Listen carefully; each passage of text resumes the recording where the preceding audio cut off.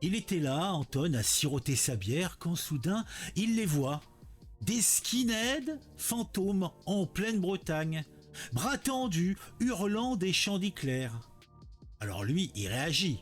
Quittez centré, qu'il braille. Héroïque. Sauf que les coups pleuvent et Vlan, il mord le trottoir. Réveil difficile, et en regardant autour de lui, point de nazis, juste des gars du voyage énervés. Et pourtant, il le dit bien fort, je sais ce que j'ai vu. Pendant ce temps-là, Libération, qui a écouté ça d'une oreille attentive, en fait 2 tonnes dans ses pages. Peut-être que quand on veut jouer les martyrs, il faut pas s'étonner que la croix soit en toc, surtout quand on est un élu local antifa qui voit des nazis partout. Le pire de l'actu, c'est ce seul acte. Tu regardes les vidéos, tout devient plus fou. De ton avis et comment c'est cool. Chaque like, chaque abon, t'es pas seul dans la foule. Dans la petite bourgade bretonne de Cintré, un conseiller municipal a cru pouvoir écrire son propre Mein Kampf, mais version martyr.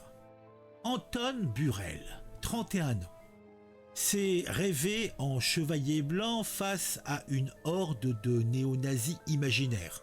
Résultat, une fable explosive, un mensonge gros comme une galette sous saucisse, et une gauche qui, une fois de plus, s'étouffe dans ses propres chimères, dans ses propres mensonges.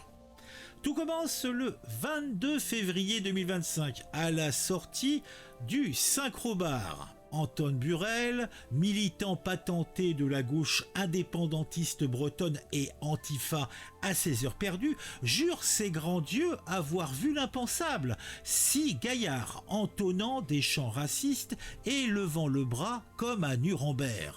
La France aux Français, on est chez nous, clamerait-il si on en croit Libé, avant de se faire rosser pour avoir osé les sermonner. 2 coups, un œil au beurre noir et hop, le voilà KO. Sur le trottoir, prêt à incarner la résistance 2.0. Une histoire à faire frissonner les antifas du dimanche. Ouh. Sauf que la réalité, elle, ne vote pas à gauche. L'enquête des gendarmes de Mordel, appuyée par le procureur Frédéric Taillet, démonte le compte en 3 coups de cuillère à peau. Pas de salut nazi, pas de slogan xénophobe, rien. Juste une vulgaire bagarre avec des gens du voyage, sans la moindre trace d'idéologie brune. Les témoins unanimes enterrent la version de Burel. Mais lui, têtu comme un ménure, persiste. Je sais ce que j'ai vu.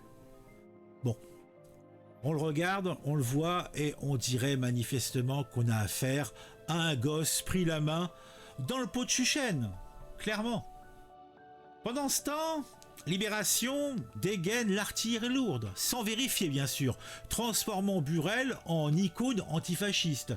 Le 1er mars, une manif Kentreg NF School, cintré antifasciste, rameute une centaine de militants pancarte en main pour conjurer un péril brun fantôme. La gauche bretonne, PS en tête, s'indigne, pleure et accuse. Tout ça pour une risque de comptoir. C'est à se demander si ces gens lisent encore les faits ou s'ils préfèrent les broder au point de croix. Après, on est en Bretagne, un passé qui résonne encore.